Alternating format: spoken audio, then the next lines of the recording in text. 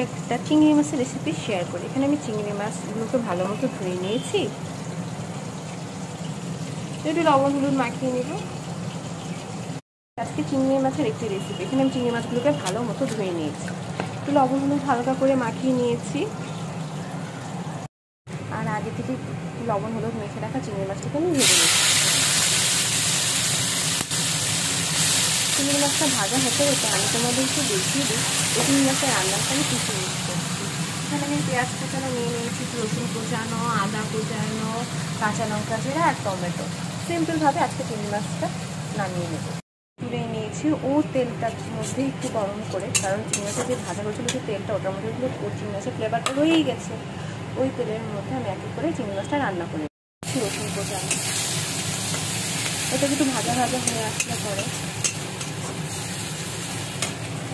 আমি তাতে অ্যাড করে দেবো পেঁয়াজ কুচি।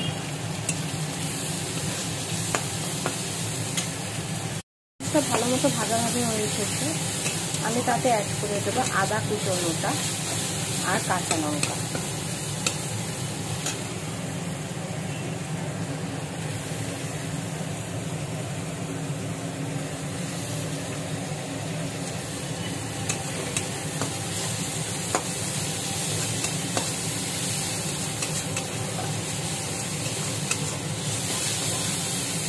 টমেটোটাও অ্যাড করে দিচ্ছি।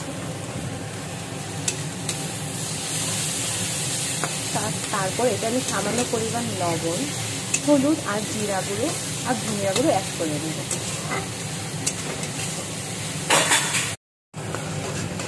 আমি মশলাটাকে ভালো মতো কষিয়ে নিচ্ছি।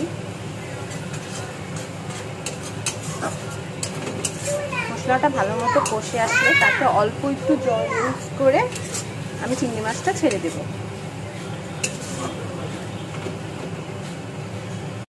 মশলাটা ভালো মতো কষে এসেছে, আমি তাতে অ্যাড করে দেবো ঝোলের জন্য জল।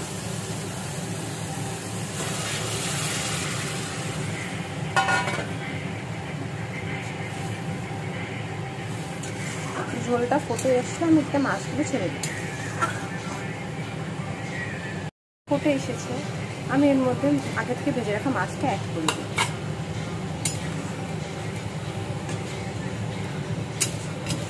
আমি 2 মিনিট চুলাতে রেখে মাছটাকে নিয়ে ঝোলটা একটু ফুটিয়ে নামিয়ে নেব। তাহলে আমার রেডি হয়ে গেল চিংড়ি মাছের দো পেঁয়াজ।